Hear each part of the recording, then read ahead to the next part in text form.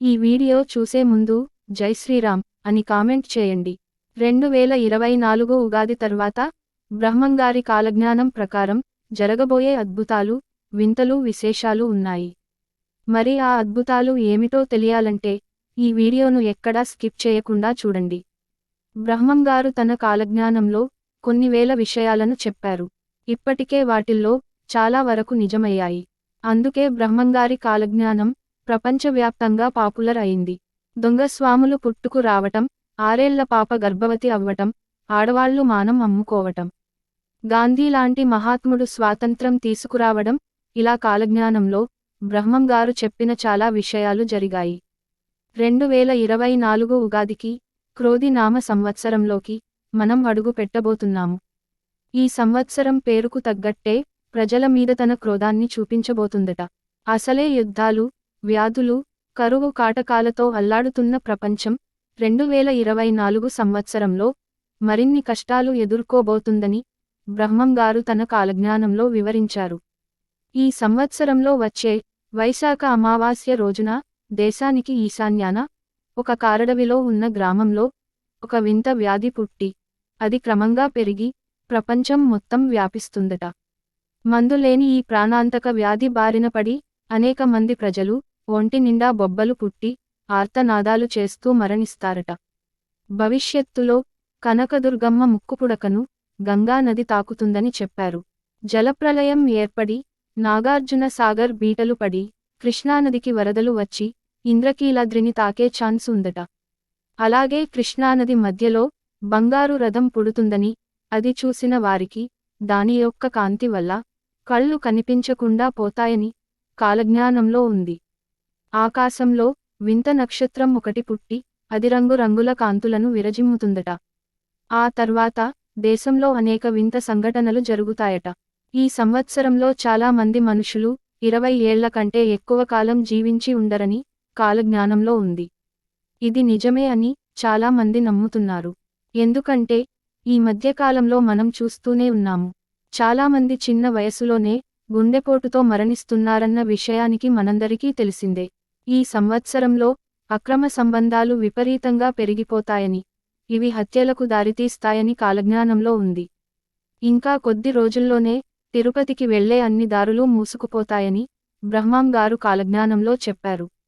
అలాగే తిరుపతిలో ఉన్న వెంకటేశ్వర స్వామి సంపదను 6 దొంగలు దోచుకుపోతారట. శ్రీశైలంలో ఉన్న మల్లికార్జున స్వామి తన భక్తులతో మాట్లాడుతాడట. అలాగే కంచి కామాక్షి కనులెర్ర చేస్తుంది. ఆ దాటికి దక్షిణాన జనులు మరణిస్తారట. అలాగే యాగంటి బసవన్న లేచి రంకె వేస్తాడట. గోదావరి నదుల మధ్యన ఆవులు గుంపులు గుంపులుగా కూడి ప్రాణాలు విడవడం జరుగుతుందని బ్రహ్మంగారు ఊహించి చెప్పారు. శ్రీకాళహస్తి గుడిలో దోపిడీ జరుగుతుందట. మల్లికార్జునుడు శ్రీశైలాన్ని వదిలి వింధ్య పర్వతాలకు వెళ్ళిపోతాడు. కొన్ని సంవత్సరాలు తరువాత కాశీలో ఉన్న గంగ కనబడదు.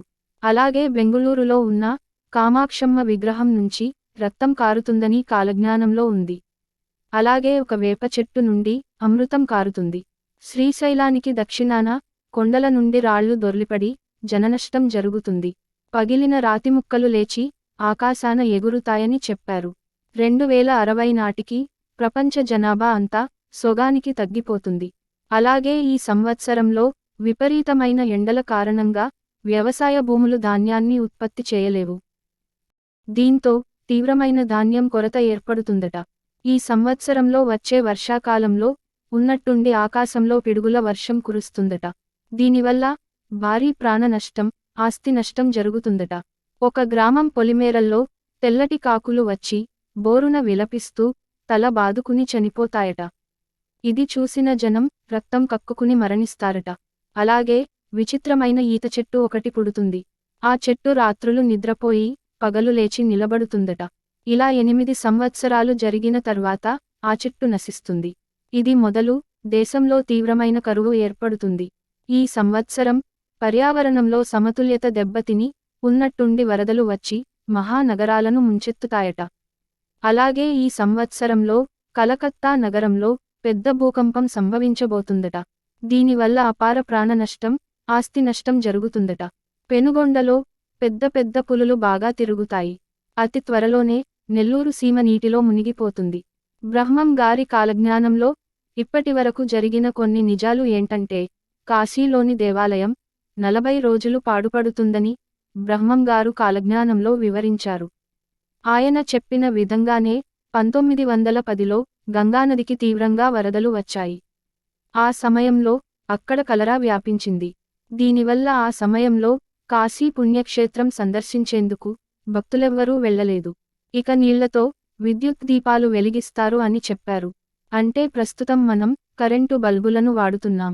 అలాగే ఎద్దులు లేకుండా బండ్లు నడిపిస్తారని చెప్పారు. అంటే మనం ఎన్నో వెహికల్స్ నడుపుతున్నాం. ఇక వీధి బొమ్మలు రంగులు పూసుకుని రాజ్యమేలుతారు అని చెప్పారు. అంటే సినిమా యాక్టర్స్ ఎంతోమంది రాజకీయాల్లోకి వచ్చి రాణిస్తున్నారు. ఇకపోతే గట్టివాడైన పొట్టివాడు ఒకడు దేశాన్ని పాలిస్తారని చెప్పాడు. అంటే లాల్ బహదూర్ శాస్త్రి అనుకోవచ్చు. ఒక వితంతువు 16 సంవత్సరాలు రాజ్యం ఏలుతుంది అన్నారు. అంటే ఇందిరాగాంధీ పరిపాలించారని చెప్పుకోవచ్చు. దేవతా విగ్రహాలు దొంగిలించబడతాయి. కానీ చావుపుట్టుకలు మాత్రం కనిపెట్టలేరు అని చెప్పారు. ఇకపోతే ప్రపంచంలో ఏ వింత జరిగినా కూడా ఇది బ్రహ్మం గారు తన కాలజ్ఞానంలో ఆనాడే చెప్పారు అంటూ ఇప్పటికీ ప్రజలు గుర్తుకు తెచ్చుకుంటూ ఉంటారు. కాలజ్ఞానంలో చెప్పినవన్నీ పొల్లుపోకుండా ఇప్పటివరకు జరిగాయి, జరుగుతున్నాయి. బ్రహ్మం గారు కాలజ్ఞాన పత్రాలను ఒక చింత చెట్టు దగ్గర పాతిపెట్టారు. ఆ గ్రామంలో ఏవైనా వ్యాధులు, ప్రమాదాలు జరిగే ముందు సూచనగా ఆ చింత చెట్టుకు ఉన్న పూత మొత్తం ఒక రాత్రికే రాలిపోయి జరగబోయే అశుభాకాన్ని సూచిస్తుంది. ఈ వీడియో మీకు నచ్చితే లైక్ చేసి సబ్స్క్రైబ్ చేయండి.